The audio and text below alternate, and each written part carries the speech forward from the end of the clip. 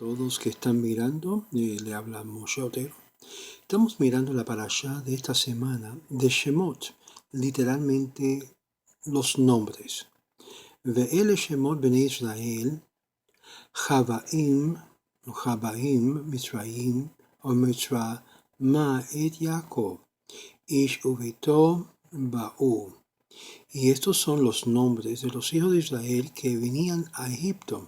Con Jacob cada hombre y su familia vinieron. Rubén, Shimón, Leví, Yehudá, Ishar, Zebulún, Benjamín, Dan, Naftali, Gad y Asher. Y fueron todas las personas que salieron de los muslos de Jacob, 70 almas, y Joseph estaba en Egipto. Y murió Joseph y todos sus hermanos y toda esa generación. Y los hijos de Israel, y esto es muy importante, y los hijos de Israel se fructificaron, se multiplicaron y aumentaron y se fortalecieron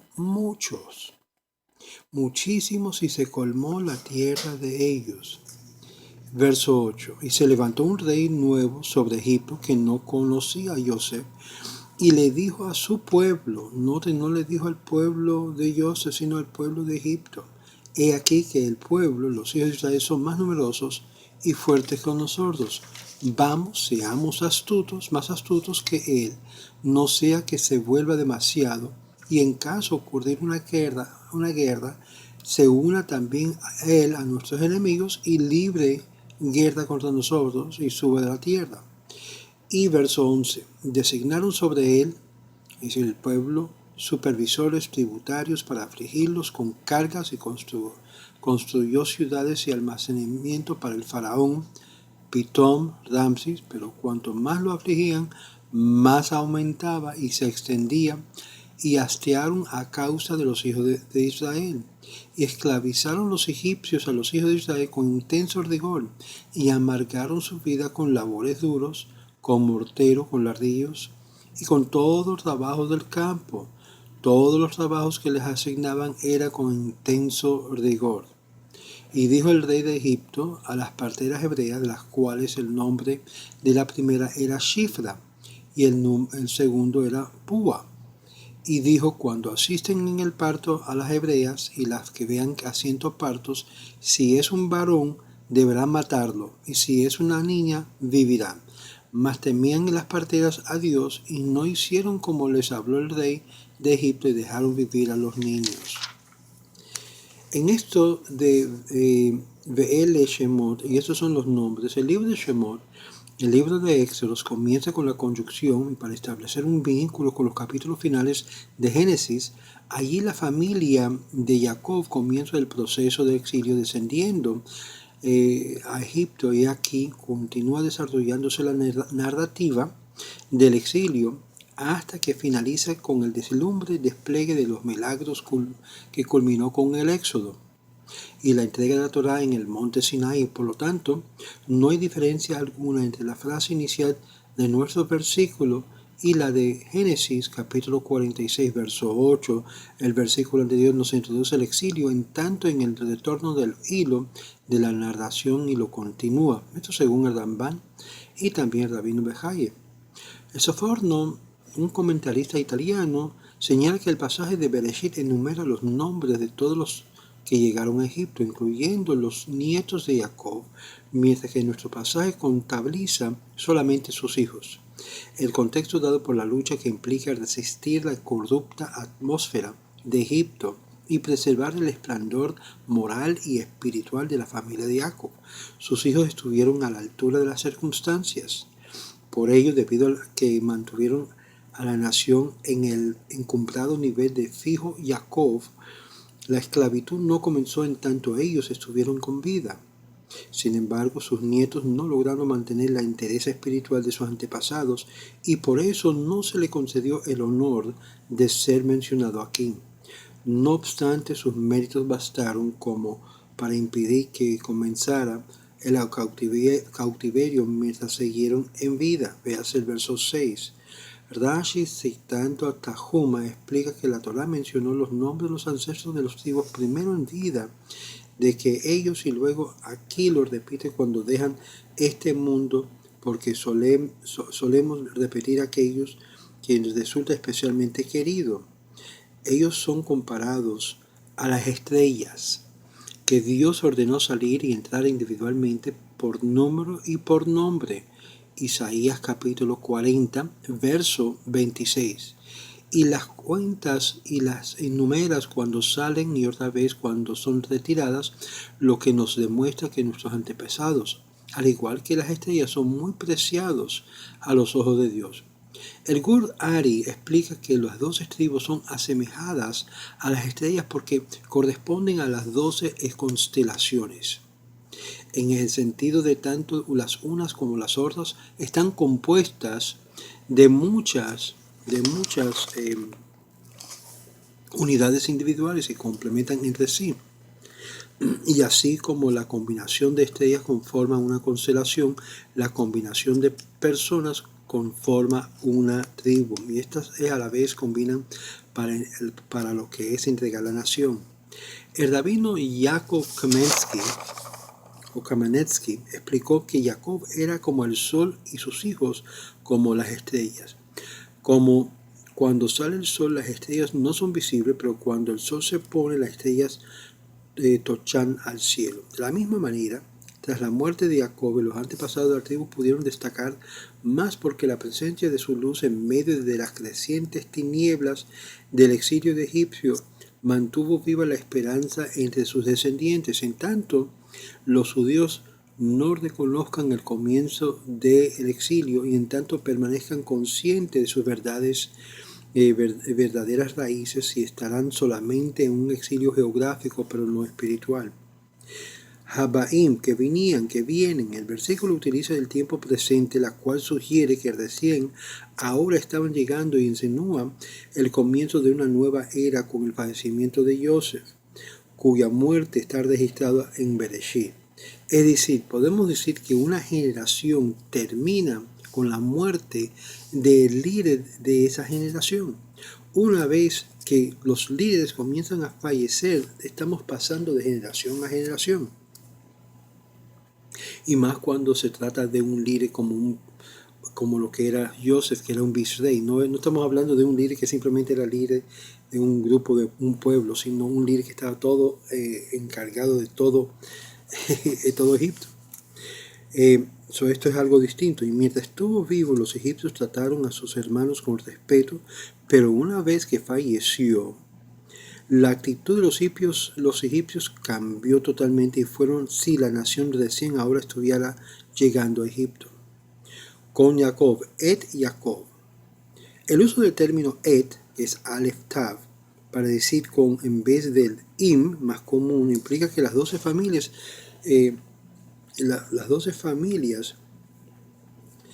tribales estaban estrechamente unidas a Jacob.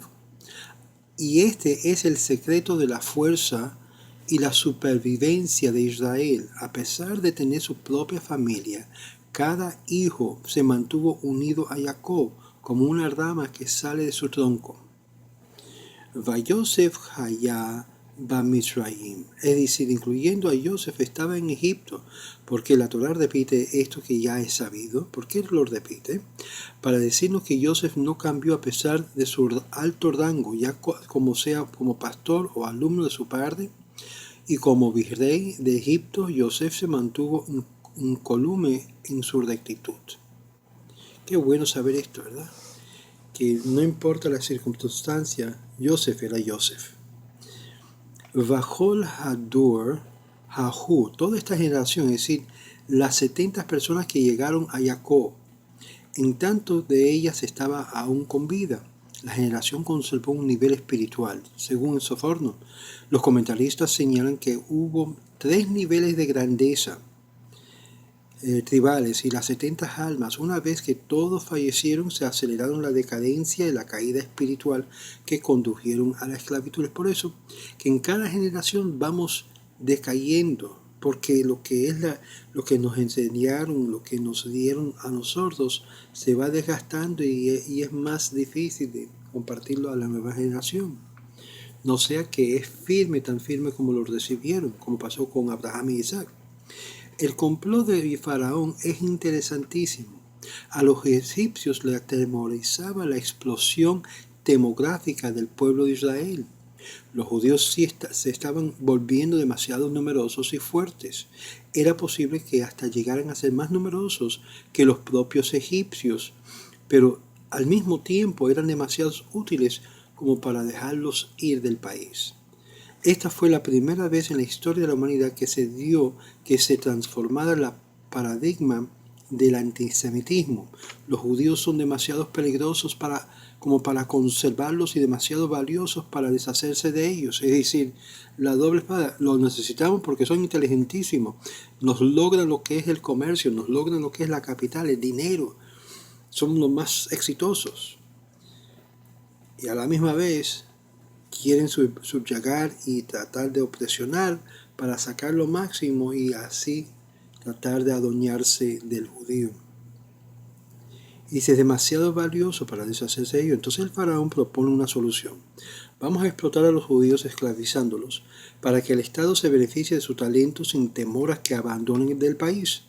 En cuanto a la gratitud de que Egipto debía sentir por la destreza política de Yosef y el legado de prosperidad que habían dejado a la nación, ese problema también tenía una solución. Saltó a la palestra un, entre comillas, nuevo faraón que no conocía a Yosef. Y esa expresión es bien interesante.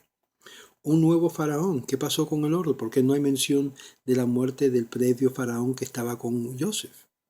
O bien se trataba de un nuevo rey, o bien del mismo monarca que se había adoptado una nueva política, quizás un nuevo nombre, y a quien resultaba muy conveniente ignorar momentales contribuciones que Joseph había aportado a su país.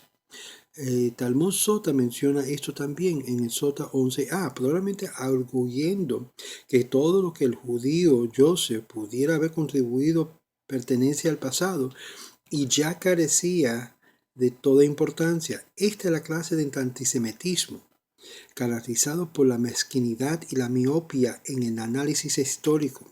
Es otro fenómeno muy común al que ha debido enfrentarse el pueblo judío hasta el presente. La falaz solución del faraón al problema judío era engañar a los judíos para que demuestran su patriotismo contribuyéndoles ciudades que protegieran las riquezas del país. Tal como enseña el Midrash, el faraón sentó el precedente uniéndose a la fuerza laboral para simbolizar que todos debían ayudar a Egipto en momentos de crisis nacional. Una vez que se movilizan los voluntarios judíos, metafóricamente poniéndose sus propios grilletes, el próximo paso sería más fácil, someterlos en esclavitud. Los sabios enseñan en Sota 11b que el emplazamiento mismo de estas ciudades fueron calculados como el objeto de causar el sufrimiento y la degradación del pueblo. La tierra era pantosa y las pesadas paredes del ladrillo se hundían y desmoronaban con facilidad, forzando a que los judíos a repetir lo que es insensatamente el mismo trabajo sin ninguna finalidad que resultará obvio. Ramban Nachmanides comenta que el objeto del faraón no era esclavizar a Israel, no, sino exterminarlos. Para él, los judíos representaban una amenaza en caso de una invasión. Para él, los judíos representaban una amenaza y un terror grande. No podía decirlo en forma abierta porque su pueblo no habría aceptado un crimen tan atroz. Y como se indica en el verso 9, él necesitaba el consentimiento de este y su cooperación. Muy parecido a lo que hizo Obama al final, que de verdad demostró su verdadera cara. A mí nunca me engañó este hombre. Desde el principio sabía que ese era el hombre que de verdad los americanos habían elegido. Por eso planeó proceder en etapas graduales. Primero introducir la esclavitud en la forma de un impuesto tributado con el trabajo y luego ordenar a las parteras que mataran en secreto, a los bebés varones. Después de hacer que los egipcios arrojaran a los bebés al río, finalmente envían soldados a que allanaran todos los hogares judíos y buscando bebés ocultos. Interesante el verso 9 y dice que y dijo a sus pueblos, he aquí el pueblo que el pueblo, los hijos de Israel son más numerosos, son más fuertes. ¿Cuál fue la justificación de él ante de su población, a su gente? Ellos son más fuertes que nosotros. Más que nosotros. Orheim propone que la interpretación alternativa es de nosotros. El faraón dijo a su pueblo que el poder y la riqueza de los judíos no eran obra de sus propias manos, sino que provenían de Egipto.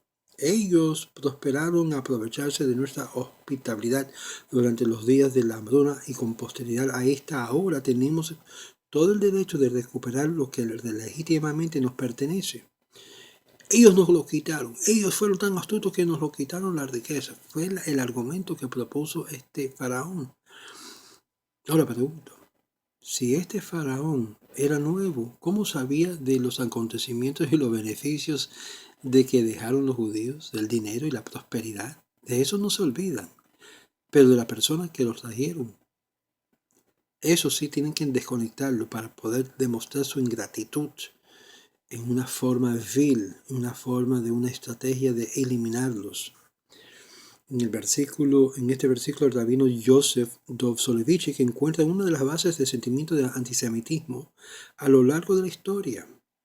El faraón consideraba a los egipcios su propio pueblo, pero se refería a los judíos como advenedizo, pese a que habían vivido en Egipto bastante más de 100 años. Dios había enriquecido a su país de manera inversumil. El Midrash comenta sobre el versículo 1 que los egipcios veían a los judíos como un pueblo que venía por tiempo que hubieron residido en Egipto y seguían siendo inmigrantes de la primera generación. Nunca lo vio como gente que habían llegado para ser parte de Egipto. La palabra está en el singular. El faraón se estaba refiriéndose a la nación como un todo. Y dice, Ba'alá min haaretz, y suba de la tierra. En el sentido más simple del versículo, el faraón quiso decir que los judíos eran demasiado importantes para la economía del país como para que se le permitiera emigrar. El Midrash comenta que el faraón estaba hablando en una forma eufemística, sugiriendo con delicadeza que era posible o probable que los judíos se volvieran poderosos a tal grado que podían llegar a unirse a un hipotético invasor y expulsar a los egipcios de su propia tierra. Este era el miedo. El verso 11, Lemaón anotó, y para afligirlo, lo único que pretendía con estos trabajos forzados era causar sufrimiento al pueblo. Otra posibilidad era que tenían la esperanza de que las duras labores hicieran disminuir la elevada tasa de la natalidad de los israelitas. Pero ¿qué es lo que dice el verso 2? Más duro que hacían trabajar, más se propagaban, más se extendían. Quien hiervó, más aumentaba. Dios frustró los planes de los egipcios. Cuanto más atormentaban a los judíos, más crecía su población y más se enfurecían los egipcios, la cual precipitó lo que es la próxima etapa de la persecución. Nachman trae pruebas textuales de que esta fenomenal explosión demográfica fue la respuesta de Dios al plan de control de la natalidad que habían tramado los egipcios. Es decir, trataron de parar lo que es la reproducción y Dios abrió ese deseo y esa gana de continuar en lo que es aumentando, bendiciendo, multiplicando, prosperando al pueblo en Egipto. Los censos del libro de Bamidbar, Números, demuestran que los levitas eran extraordinariamente inferiores en números que las otras tribus. Esto se debió a que los levitas no estuvieron esclavizados en Egipto y por lo tanto no pendía sobre su cabeza la amenaza del exterminio.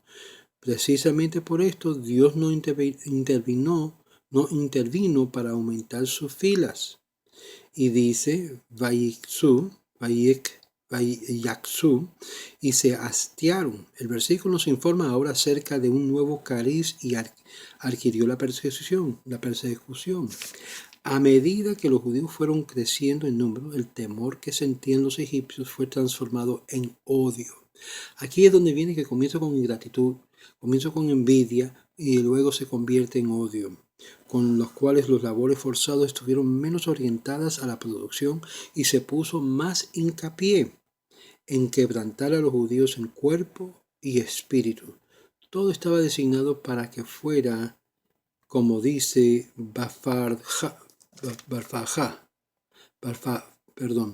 Befaraj, con un intenso orégano, no tengo los espejuelos puestos. Aquí vemos, entonces el versículo 15 al 22, leemos del fracaso del infanicidio que trató. Y las parteras, hay algo muy interesante. Dice que temían a Dios. No dice a cuál Dios, pero dice que temían a Dios. Yo me imagino que por la influencia del pueblo de Israel estando en Egipto, estas egipcias tenían un respeto, una reverencia a las cosas de Dios, como muchas personas no judías. Y le tenían temor a tratar de matar, a abortar a los hijos de Israel, como mandó el rey, a orden del rey, al orden del faraón. Desobedecieron la orden del rey porque temían a Dios. ¿Cuántas personas están ahí abortando y no le tienen temor a Dios, sino lo opuesto, temor al sistema, temor a la demanda?